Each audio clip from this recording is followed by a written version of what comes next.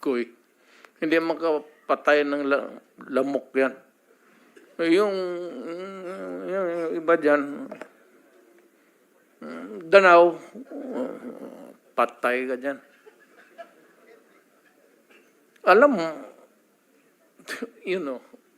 ang trabaho nitong mga to is to confront criminals. And pag nandyan na yan, nagkumuntot na, buhay ng nila. Ngayon, mamili tayo, nung mamili ako, sabihin ko, sige, habulin mo. Patayin mo pag lumaban. Yun talaga ngayon. Patayin mo pag lumaban. Hindi ko sinasabi isalvage mo. Nasabihin mo, hulihin mo, nakakampag, tapos barilin mo. Hindi trabaho ng lalaki yan eh. Kung tunay ka na lalaki, hindi mo trabaho yung magpatay ng tao na bigyan mo ng baril, magbarila na lang kayo. Alam nila yan lahat. Ayan si katabi mong senador, alam niya yan. Senator De La Rosa. Mr. Chair, I would like to share also my own personal experience. Pagdating dyan sa mga words ni President Duterte na sinabi niya, yung pananakot niya sa kriminal na pag kayo gumawa, o lalo na kayo mga pulis, na involved kayo sa kidnapping, involved kayo sa droga, involved kayo sa hold-upan, papatayin ko kayo. Yes, sinabi niya yan. Sinabi niya yan. At itong mga pulis na ito, na namamatay din, namamatay sila during operation na kinandak sa kanila, dahil lumaban talaga sila. Hindi naman pupuntahan mo lang yung pulis para barilin. Sabi ko nga ni Presidente, hindi gawain ng lalaki yan. Hindi gawain ng lalaki yan. I have my own personal experience. Isang tao ko noon, matagal na ko ng tao, sinaligan yung trusted ko na tao. Ang problema, nagka-girlfriend ng isang drug addict. Nung girlfriend niya yung drug addict, siya rin tumira na ng droga. Ngayon, nung tumira na siya ng droga, dahan-dahan na rin siya nagbibinta ng droga. Pupusing na siya. So, naawol siya ngayon. Nung naawol siya, nag-full time na talaga siya naging puser. Sabi ni President Duterte nung mayor siya, yung mga pulis na yan na nagbibinta ng droga, papatayin ko kayo. Alam mo nangyari? Inoperitan yung pulis na yon. Tauhan ko yun dati. Inoperitan siya. Pag-operate sa kanya, nag-bypass. Nung nag-positive, inaresto siya. Pinasok siya. Barilan sila. Nung mga SWAT na pumasok. Ang masakit pa nga, Mr. Chair, yung mga SWAT na pumasok sa kanya, nag-assault, classmate niya na matagal niyang kasama from the training center hanggang sila nagiging SWAT, hanggang nagiging kasama sa basketball araw-araw, kasama sa kusina kumakain araw-araw. Pero sabi ng pulis yung SWAT na nag-assault, Sir, anong magagawa ko? Classmate ko yan, hindi ko kayang patayin, pero lumaban eh. Kaya, paano ko i-explain ito ngayon sa asawa ng classmate ko namatay na kumari ko. Kumari ko pa yun. Ang hirap i-explain, sir. Patay na yung classmate ko, pero kung hindi ko rin naman siya barilin, ako mamamatay. Magaling na shooter yung tao na yan. Magaling ang bumaril. Kaya ganun po ang nangyari. Pag sinabi ni President Duterte, as a matter of policy, na papatayin ko kayo mga kriminal, papatayin ko kayo mga pulis na sindikato, yun ang ibig sabihin. Papatayin kapag lumaban. Yun talaga. Sabi niya, mas gusto ko pagkatapos ng putukan, kayo ang nakatayo. Yung kriminal ang tumba. Hindi kayo ang natumba. Ang kriminal ang nakatayo. Because mahirapan akong mag-explain doon sa pamilya ng pulis na namatayan. Pero yung kriminal, wala mang problema kasi sila man talaga na gumawa ng krimen. Kaya kung lumaban, mahirap kasi pagka kinuha natin yung word palagi na yung intimidation na ginagawa ni Presidente sa mga kriminal, pang-intimidate lang yun. Kaya nga, ang ganda ng Davao City dahil takot talaga pumasok ang mga kriminal doon. Sabi niya, pag kayo kriminal pumasok sa Davao City, hindi kayo makakalabas dito. Kaya takot sila.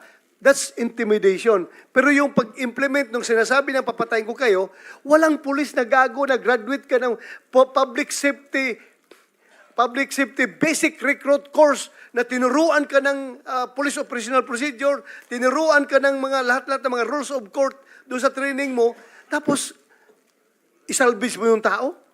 Walang pulis na ganun. May pinag-aralan ang pulis eh. Nga pinag-aralan yan. Kahit nasabihin pa ni Presidente na, barilin mo diretso ha, barilin mo diretso. Hindi susundin ng pulis yan. Dahil alam nila what is tama at anong hindi. Kaya, palagi lang na may misinterpret, na may misquote yung kanyang mga hyperbole, yung mga superlatives, yung mga ano pa yung mga pinagsasabi ni Presidente, just to send the message to the spine of the criminals na takutin sila. Yun po ang technique niya. Magaling yan siya sa, magaling yan siya sa saywar eh. Magaling siya sa pang-iintriga hanggang yung mga criminal mismo magbabarilan. Sila-sila na lang mismo. At yun na. Yun ang ginawa niyang Davao Death Squad, yung mga kriminal na nagbabarilan.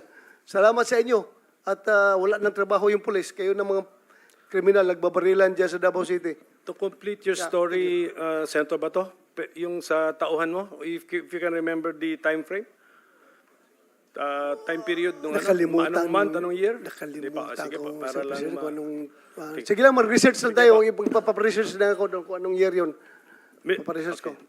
Mr. President, one last question from me. I don't know yung mga colleagues ko, meron pa.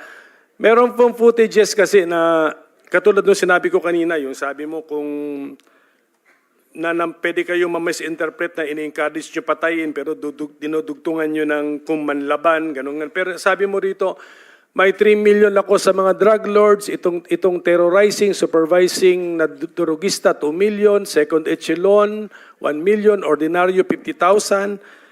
Did you actually fulfill itong mga rewards na sinabi nyo po? Kahit na doon sa pwede nyo sabihin na pasok sa inyong sinabi na napatay mo kasi self-defense. Did you actually give rewards like this, Mr. President?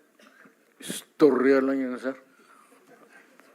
Kung pulis ka, hindi, ito na, Danao. Kung may pinatay siya tapos sabihin niya, sir, sana yung sinabi mong reward? Mumarahin kita. Putang ina, trabaho mo yung magpatay tapos magkubra. Ano ulit ito? Kahiro mo? Trabaho mo yung magpatay ka pa ng patay. Yan ang trabaho mo. Kaya binibigyan ng baril eh. Ang ibig kong sabihin, patayin ninyo yung masasamang tao, kriminal.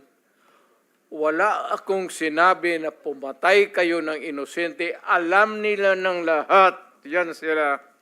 Naggalit ako pag ikaw ang pulis, nag-abuso at may nagsumbong sa akin na binugbog ka ng pulis o pinatay mo yung asawa niya, putang ina kang pulis ka, may problema ka sa akin.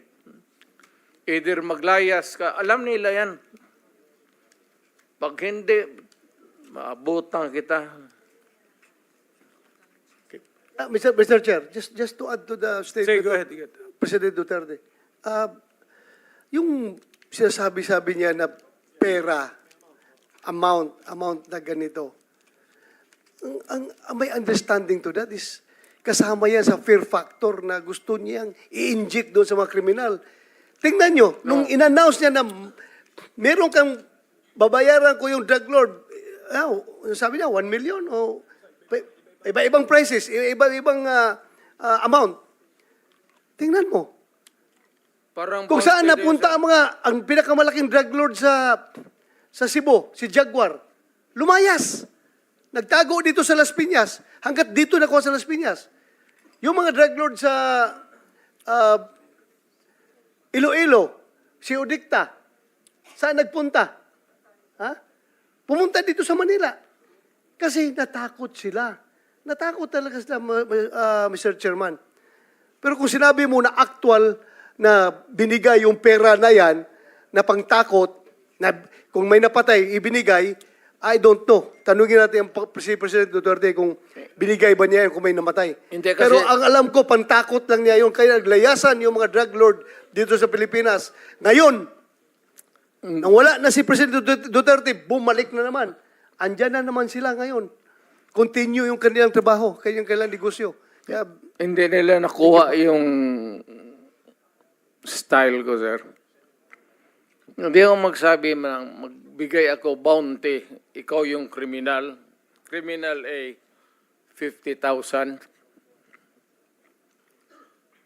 Sabihin ko, ang pulis ang bigyan ko, 50,000, sigurado mahuli yan. Kung sabihin mo lang 50,000 doon, wala.